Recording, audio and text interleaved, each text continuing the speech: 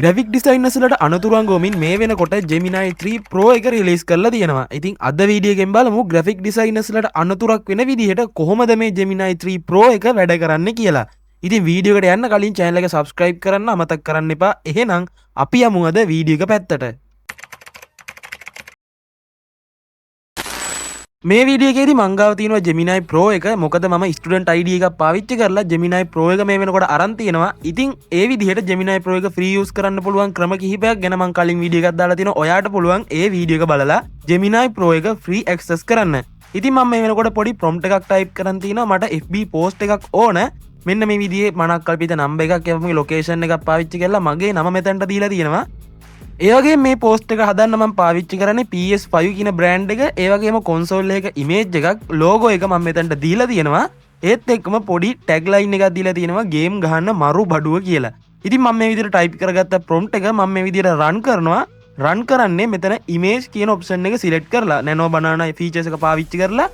ඉතින් මේ වෙනකොට Gemini Pro එකත් එක්ක අපිට සිංහල ටයිපින් හැකියාව ඇවිල්ලා තියෙනවා. ඉතින් කලිනුත් මේක තිබ්බා. ඒ වුණාට ගොඩක් ඇකියුරේට් විදිහට වැඩ කරේ නැහැ. හැබැයි Gemini 3 Pro එකත් එක්ක මේ වෙනකොට සුපිරියටම මේ සිංහල ටයිපින් වැඩ කරනවා. ඉතින් මම වීඩියෝ එක පොඩ්ඩක් ස්පීඩ් කරා. ඉතින් මේ වෙනකොට සෑහෙන වෙලාවකට පස්සේ මෙන්න මේ විදිහේ රිසල්ට් එකක් මට මෙයා හදලා දුන්නා. ඉතින් ඔයාලට බලා ගන්න පුළුවන් ඩිසයිනර්ස්ලට මොන විදිහේ අභියෝගයකට ඉස්සරහට මුහුණ දෙන්න වෙනවද කියලා මේ AI දියුණුවත් එක්ක.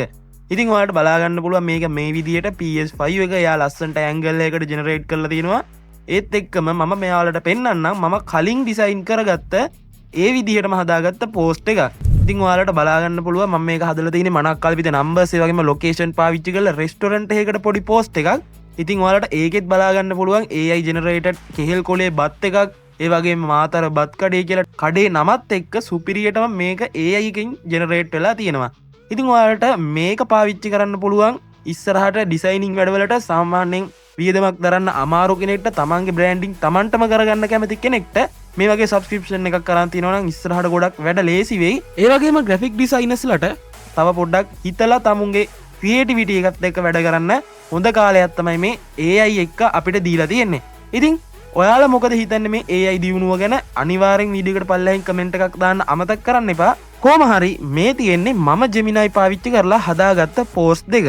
වීඩියෝ එකේ අවසානයත් එක්ක මම ඔයාලට පොඩි ඇඩ්වයිස් එකක් දෙන්නම්. කොහොමද ග්‍රැෆික් ඩිසයිනර් කෙනෙක් විදිහට ඔයා මෙතනින් ඉස්සරහට AI එක කරට කර ඔයාගේ වැඩ ටික කරගෙන යන්න කියලා. ඉතින් මේ වෙනකොට ඔයා ඩිසයිනර් කෙනෙක් නම් ඉතින් ඔයාට මේ වෙනකොට තියෙන ලොකුම ප්‍රශ්නේ මෙන්න මේ AI නම්. ඒ වගේම ඔයා මේ වෙනකොට ඉන්නේ බයෙන් නම් සහ ඔයා මේ වෙනකොට ඉන්නේ ලොකු අවුලකින් නම් මෙන්න මෙතන ඉඳන් ඔයා කොහොමද මේ වැඩ ටික ඉස්සරහට කරගෙන යන්නේ? AI නිසා ඔයාලා මේ වෙනකොට ඉන්නේ අවුලින් නම් ඒ ටික ඔක්කොම පැත්තකට පයින් ගහලා ඔයාට පුළුවන් ඔයාලගේ ඩිසයින් එකට ඔයාලගේ ක්‍රියේටිවිටි එකත් එක්ක AI මික්ස් කරගන්න. ඉතින් AI වලට බෑ කවදාවත් ක්‍රියේටිව් වෙන්න. ඔයා හිතන විදියට බෑ AI එකට හිතන්න. ඉතින් ඔයාගේ ක්‍රියේටිවිටි එකත් එක්ක AI පොඩ්ඩක් යූස් කරලා ඔයාලගේ ක්‍රියේටිවිටි එකට පොඩි ග්ලෝ එකක් දෙන්න ඔයාට පුළුවන්. ඉතින් මේ හරහා තව දුරටත් ඔයාගේ බිස්නස් එක ඩවුන් වෙන්නේ නැහැ. ඔයාට පුළුවන් ඉස්සරහට AI එක්ක තවත් හොඳට ඔයාගේ ස්කිල් එක ඉම්ප්‍රූව් කරගෙන වැඩ ටික කරගෙන යන්න. හරි ඉතින් මේ වීඩියෝ එකෙන් අද මම ඔයාලත් එක්ක කතා කරා අලුතෙන් ආපු Gemini 3 Pro එක ගැන. ඉතින් මේකෙන් ග්‍රැෆික් ඩිසයිනර්ස්ලට වෙන බලපෑම සහ එතනින් ග්‍රැෆික් ඩිසයිනර් කෙනෙක් නම් ඔයා කොහොමද ඉස්සරහට යන්නේ මේ AI පාවිච්චියත් එක්ක කියන එක ගැන. ඉතින් මේ වීඩියෝ එක ගැන ඔයාලට හිතන දේවල් පල්ලෙහින් කමෙන්ට් එකක් දාන්න.